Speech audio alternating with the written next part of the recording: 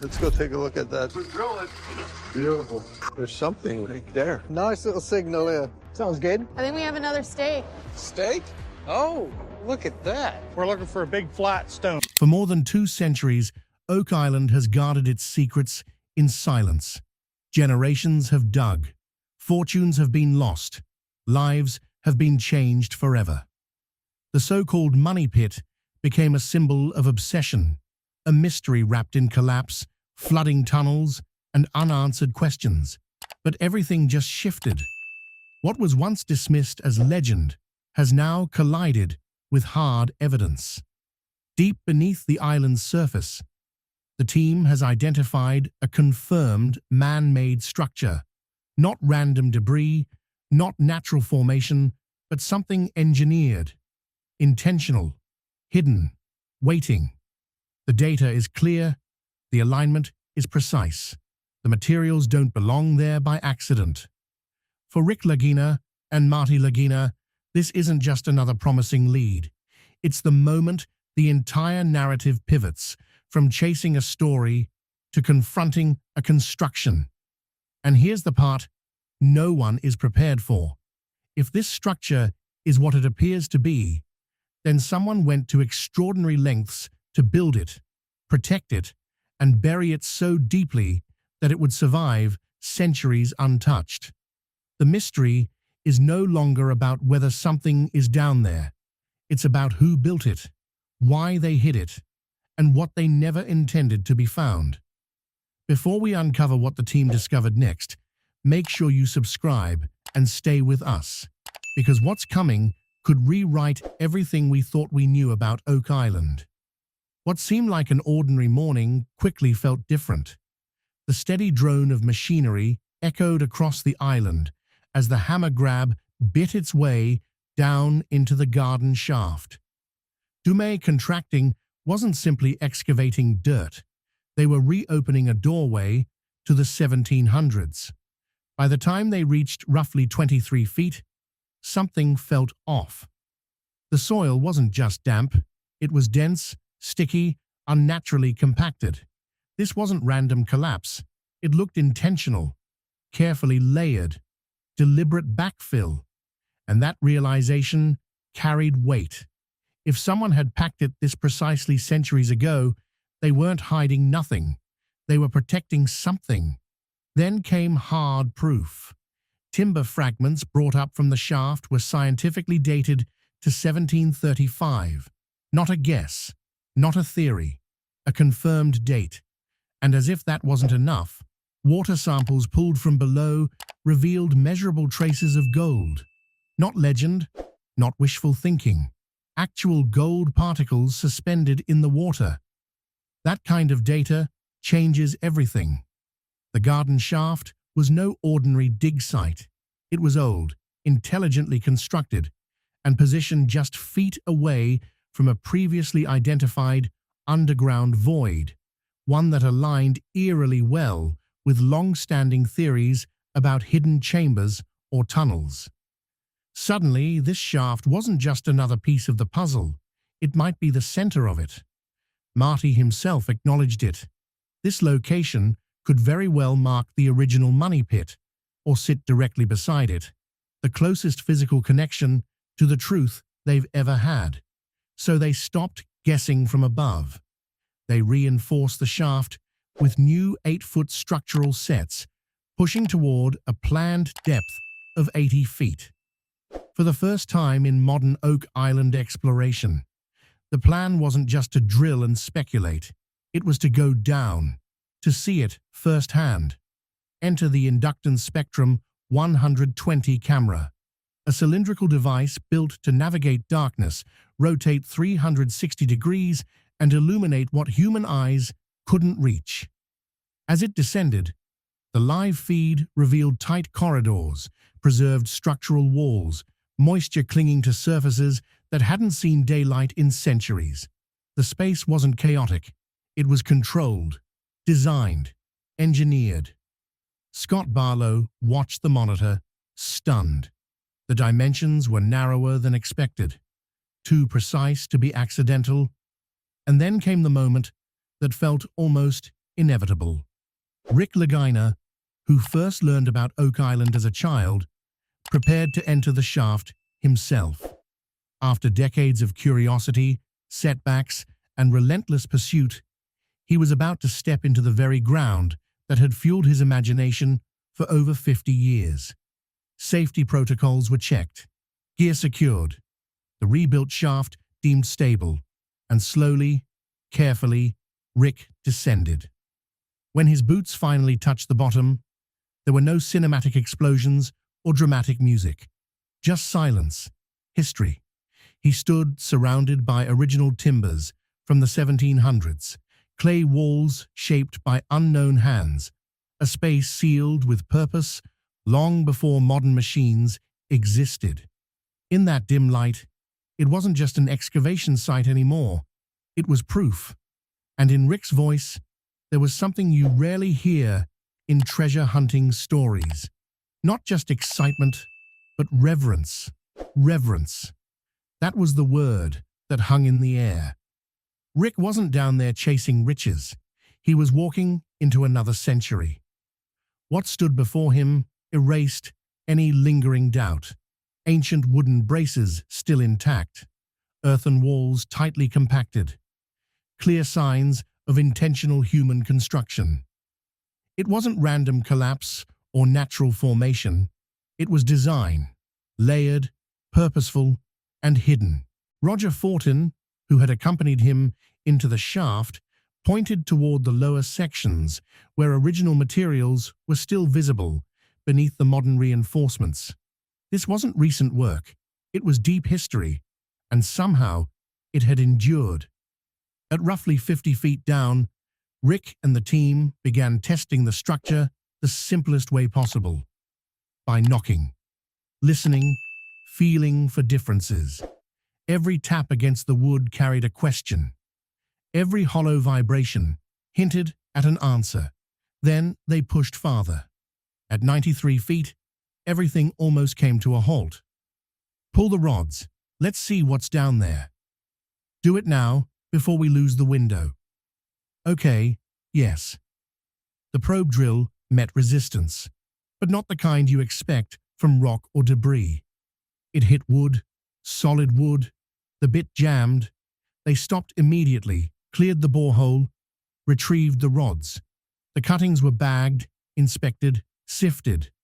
There wasn't much to see on the surface, mostly fragments, but the drilling foreman delivered a statement that shifted the room. He was 99.9% confident they had struck a wooden structure along the north side of the shaft. That wasn't theory. That was contact. Oak Island has never been generous. It doesn't reward effort just because you've invested years. It doesn't soften for sacrifice. It hides what it wants hidden. And just when the team finally had something tangible, measurable, mechanical proof, they were forced to stop. Permits weren't in place to continue deeper. The season was closing. Extending the shaft further would have jeopardized both safety and the project's future. They had the target. They had the equipment. But they couldn't break through. Rick stood at the base of the garden shaft, the faint memory of Gary's metal detector tone replaying in his mind. That distinct signal, sharp, unmistakable, the sound he'd waited a lifetime to hear. Now, it carried a cruel twist. So close. But Oak Island doesn't just frustrate, it challenges. If they couldn't push downward, they would pivot inward. Strategy over force. Analysis over impulse. Gary Drayton's CTX 3030 wasn't a toy. It was engineered to eliminate modern interference, to distinguish iron junk from precious metal. When it reacted the way it did beneath that shaft, it wasn't random scrap. It was something significant. The signal zone was tight, concentrated at the muddy base, framed by heavy timber. The beeps weren't scattered noise. They were clustered, focused. That meant intention. The team revisited water samples from the same depth. Laboratory analysis showed elevated traces of gold and silver. Not speculation. verified results, and those metals weren't drifting in from the surface. They were rising from below. Something down there was releasing measurable concentrations into the groundwater. Not specks, not dust, detectable presence. Now add to that the wooden obstruction the drill encountered, right along the projected path of a tunnel believed to run west toward an anomaly nicknamed the Baby Blob, previously identified by scans as a potential chamber. The drill had confirmed open space in that direction. The shaft was positioned right at its edge. They hadn't missed the entry by yards. They'd missed it by inches. With options narrowing, a new approach formed. Rick and Marty made one final descent that season, not to excavate, but to observe, to absorb what they now knew. They stepped once more into the damp chill at the bottom. The air felt heavy, charged. This time, they weren't speculating. They were validating. The beams beneath their boots were centuries old. The preservation was astonishing, as if the mud had sealed the space in suspended time. Rick knocked against the wall again. Hollow. Not everywhere, but in certain spots, distinct voids echoed back. They tried again, firmer. Same response. Natural voids don't produce clean, contained echoes like that. These sounded confined, structured, created, built for something. The season's final act belonged to Gary. He descended again with the CTX 3030. The entire crew watching closely. Everyone understood. This was it until spring. He swept slowly across the base. The detector sounded off. Same location, same unmistakable tone. Non-ferrous, stable, metallic, potentially gold, potentially silver, possibly both. But without clearance to excavate further, they could only document it. The atmosphere in the shaft was thick with unfinished business. Gary stood beside Rick and Marty, detector humming softly amid packed clay and ancient timber. They were standing over something real. Oak Island doesn't erase its secrets. It waits, it tests, and when it reveals even the smallest piece, it demands patience in return. The garden shaft had become more than an access point. It was an opening in the island's armor, a place where centuries-old intent was resurfacing, and the signals below, they weren't fading. Gary's CTX 3030 was calibrated to ignore meaningless chatter. When it rang out at the base of that shaft, loud, clean, non-ferrous, it wasn't coincidence. Something valuable was still down there, buried deep, old, and waiting. Rick and Marty stood firmly on those heavy planks, sensing every subtle vibration beneath their boots. They knew exactly where they were, surrounded by history, maybe even by treasure, and yet completely unable to reach it. This had moved beyond storytelling, beyond legend. Now it felt like a countdown. With the season coming to a close, the brothers made one final descent together into the garden shaft. 60 years after a 10-year-old Rick first read about Oak Island and let his imagination take hold. Now he stood underground beside his brother, shoulder to shoulder, enclosed by timber that predated their nation itself. It wasn't nostalgia, it was personal. This ground had swallowed fortunes, it had tested men. Some left broke, some left broken. And now the Laginas faced that same darkness, armed with better technology, yes, but driven by the same relentless hunger. We're at the base of the old shaft. If anything was dropped, it's here. The wood beneath them told its own quiet story. These beams weren't scattered debris. They were cut, aligned, positioned with purpose. This wasn't the aftermath of collapse. It was deliberate construction.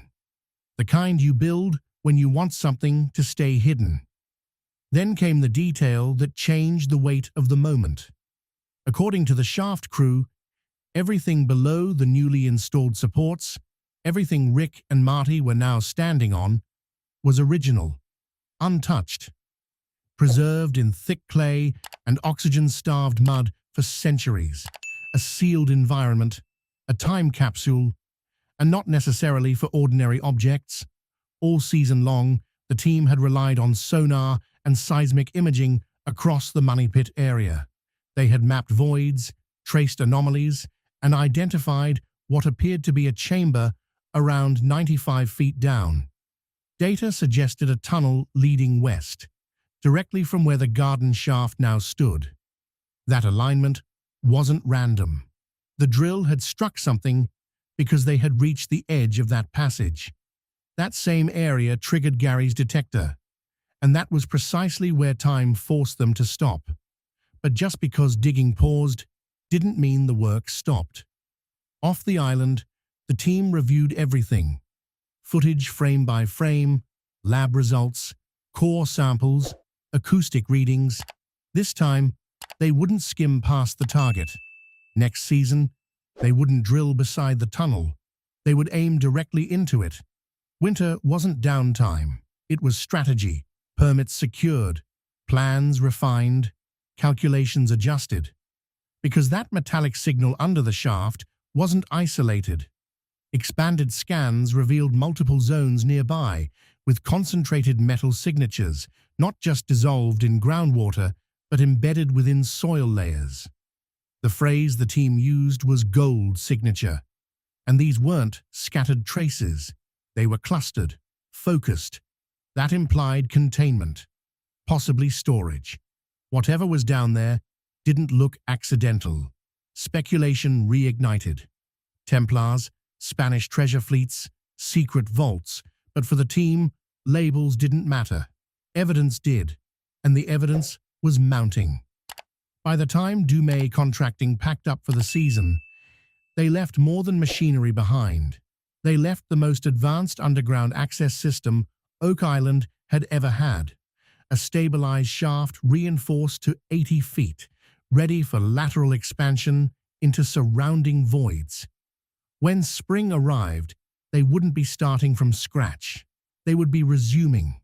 Every beam, every brace, every reinforcement remained in place, waiting, like the island itself.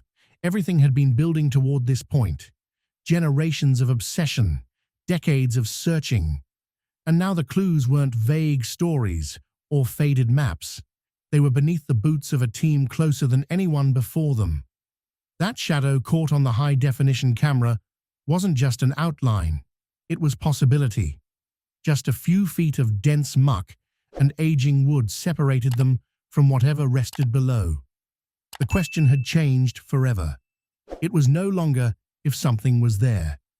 It was what, and what would happen when it finally emerged into daylight.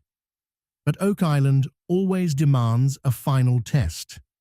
As the last days of the season arrived, operations had to shut down. Regulations, weather, safety, and always time. So they stepped away. But this time, they didn't leave empty-handed. In other seasons, they left frustrated. This time, they left fueled. Winter wouldn't cool their momentum. It would sharpen it. Because when they returned, the garden shaft wouldn't just be another dig site. It would be the launch point. And the next descent wouldn't be cautious. It would be decisive. The strategy moving forward was clear. Go straight at the target. The next round of drilling wouldn't circle the anomaly. It would pierce it. The suspected box-shaped formation below the garden shaft was now priority number one. Gary Drayton's CTX 3030 would be refitted with water-capable coils, designed to perform flawlessly in saturated, mineral-heavy conditions. If precious metals were present, they wouldn't slip past the detector again. Not this time. For the first time in years, the operation wasn't scattered across multiple zones of the island. It had narrowed, sharpened, focused like a beam of light.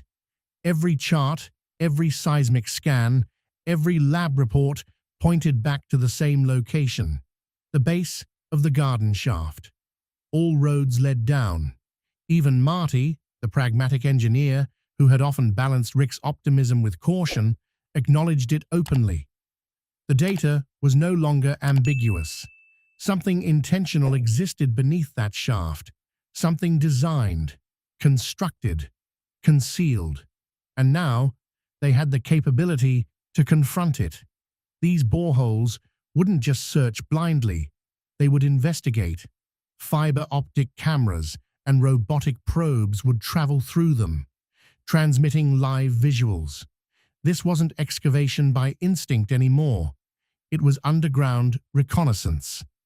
Instead of digging straight down and hoping for contact, the team planned to branch outward, creating a grid of observation points below the surface.